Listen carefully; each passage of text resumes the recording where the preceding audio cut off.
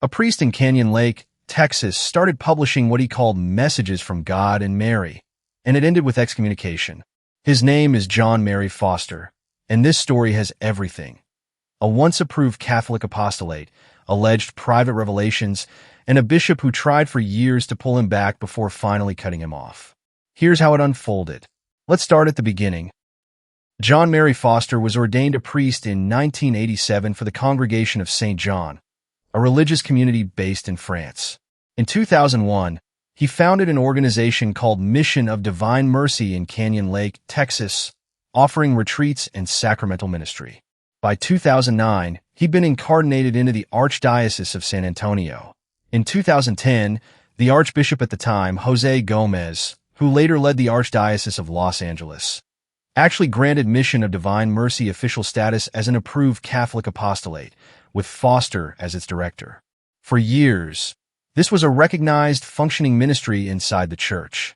But then, something changed. One of the group's members, Sister Maria Amapola de Jesus, claimed she'd been receiving messages from God and Mary since 2016. Archbishop Gustavo García-Siller, who by then led the archdiocese, asked the group to hold off publishing anything until the messages could be reviewed. He said they contained scandalous claims and false teachings. So, why didn't Foster just wait? In February 2024, the group began posting the messages online anyway, without approval. García-Siller personally asked Foster to take them down. Foster refused, and more messages followed. One posted on March 6, 2024, accused bishops of letting the smoke of Satan into the church and claimed they'd allowed a usurper to sit on the chair of Peter. That same month, the Archbishop stripped Foster's public ministry faculties and suppressed the apostolate entirely. Foster kept going anyway, celebrating Mass without permission and deliberately leaving Pope Leo XIV name, just as he'd done with Pope Francis, out of the Eucharistic Prayer itself.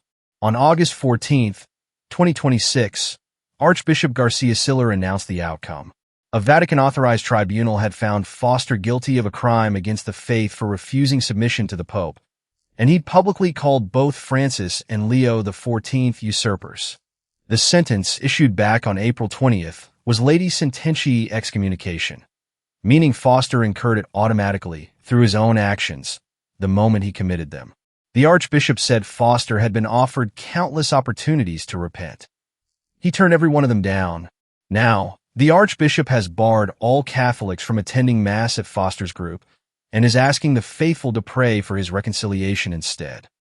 This story is a hard reminder that even claims of private revelation don't override obedience to Christ's church, and that real fidelity means submitting to lawful authority, not declaring the Pope illegitimate. Do you think Archbishop García-Siller waited too long, or handled this the right way? Tell me what you think in the comments, and subscribe for more stories like this one.